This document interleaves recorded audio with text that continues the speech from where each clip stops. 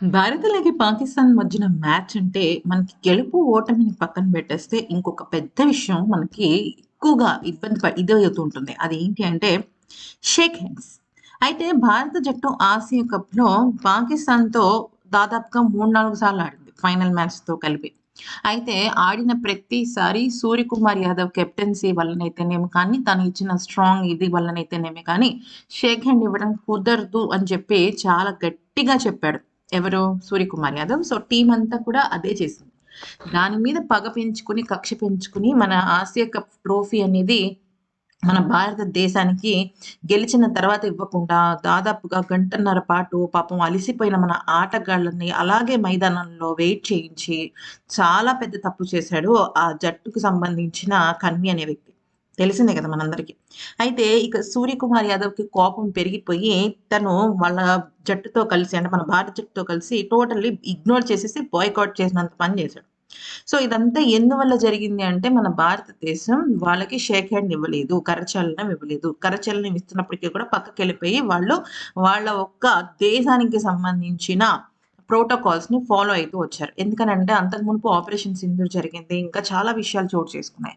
ఈ నేపథ్యంలో అసలు పాకిస్తాన్‌తో మ్యాచ్ ఆడటమే పెద్ద విషయం. కానీ ఐసీసీ రూల్స్‌ని మన భారత్ పాటిస్తుంది కాబట్టి ఖచ్చితంగా అదే విషయాన్నైతే పాటిస్తూ వచ్చారు మన భారతీయ దేశపు జట్టు.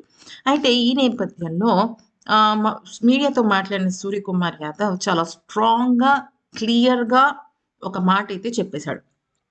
అయితే ముఖ్యంగా పాక్ ఆటగాళ్ళతో ఈసారి మీరు కరచలనం చేస్తారా అని అడిగితే, మేము చక్కటి క్రికెట్ ఆడడానికి ఇక్కడికొచ్చాం. అది మాత్రమే అత్యంతమైన ముఖ్యం. మిగతావన్నీ అనవసరపు విషయాలు. షేక్ హ్యాండ్ ఇచ్చే విషయం పైన ఇప్పుడే నేనేమి చెప్పను. మ్యాచ్ ప్రారంభమైనప్పుడు మీరే చూస్తారు అంటూ చాలా స్ట్రాంగ్ కౌంటర్ ఇచ్చాడు సూర్యకుమార్ యాదవ్. అయితే ఇక విషయంలోకొచ్చినట్టయితే మరి సల్మాన్ అలీ అఘా ఏమన్నాడు? అనేది గనక చూసినట్టయితే సల్మాన్ కూడా ఒక విషయం అయితే చాలా క్లారిటీగా చెప్పాడు. అదేంటి అంటే నో షేక్ హ్యాండ్ వివాదం ఈ మ్యాచ్‌తో ముగుస్తుందా? లేదా కంటిన్యూ అవుతుందా? అసలు ఏ విషయం ఏం జరుగుతుందంటే, ఇప్పుడు ఆపరేషన్ సింధూర్ ఒక ఎత్తైతే, ఈ మ్యాచ్ ఆడను మేము భారత జట్టుతో అని చెప్పేసి బాయ్‌కాట్ చేసింది ఎవరు? పాకిస్తాన్ జట్టే గదా! తర్వాత ఐసీసీ వాళ్ళు చర్చలు జరిపిన తర్వాత భారత్‌తో మ్యాచ్ ఆడడానికి ఒప్పుకున్నారు. అంటే ఏంటి అర్థం? వాళ్ళు మనల్ని అవమానించారనే కదా అర్థం. సో, దీనిపైన సూర్యకుమార్ యాదవ్ తగ్గేదేలే. అసలు ఎనక్కి తగ్గడు. ఆసియా కప్ నుంచి టీమిండియా ఆటగాళ్ళు పాకిస్తాన్ ఆటగాళ్ళతో చేయడం లేదని తెలుసు కదా! అయితే దీనిపైన సల్మాన్ అలీ అఘా ఏమన్నాడు అంటే, క్రీడలను క్రీడా స్ఫూర్తితోనే ఆడాలి. దీనిపైన నా వ్యక్తిగత అభిప్రాయం ముఖ్యం కాదు. కానీ క్రికెట్ ఏ పద్ధతిలో ఆడాలో అదే పద్ధతిలో ఆడాలి. షేక్ హ్యాండ్ ఇవ్వాలా? వద్దా? అనేది పూర్తిగా టీమిండియా వ్యక్తిగత నిర్ణయం పైన ఆధారపడి ఉంటుంది. రేపు మైదానంలో ఏం జరుగుతుందో నేను చూడాలనుకుంటున్నాను అంటూ సూర్యకుమార్ యాదవ్‌కి బదులిచ్చిన విధంగా వ్యాఖ్యానించాడు.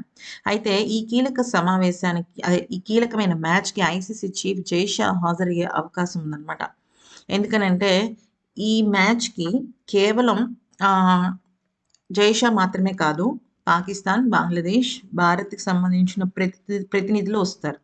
ఇటీవల కాలంలో ఆయా బోర్డుకు సంబంధించిన ఏర్పడిన ఉద్రిక్తల నడుమ ఇది చక్కదిద్దేందుకు బంగ్లాదేశ్ క్రికెట్ బోర్డ్ అధ్యక్షుడు ఇమాన్యుల్ ఇస్లాం బుల్బుల్ కూడా ఇదే మ్యాచ్‌కి హాజరవుతున్నట్టు తెలుస్తోంది. అయితే నిజం చెప్పాలి అంటే పాకిస్తాన్ జట్టు కెప్టెన్ తోక ముడిచాడు. ఎందుకంటే షేక్ హ్యాండ్ ఇవ్వడం కాదు ముందు మ్యాచ్ గెలవండిరా అంటూ కింద కామెంట్స్ పెడుతున్నారనమాట. సో, ఈ క్రమంలో ఈ రకమైన ఆహ్, డెసిషన్స్ అయితే వస్తున్నాయన్నమాట. సో, ఏది ఏమైనప్పటికీ కూడా మన భారతదేశ జట్టు కెప్టెన్ సూర్యకుమార్ యాదవ్ అయితే ఈసారి కూడా కరచలనం ఇవ్వడు. 100% షూర్ అది. సో, ఈ వీడియో గనుక నచ్చితే లైక్ చేసి సబ్స్క్రైబ్ చేసుకోండి.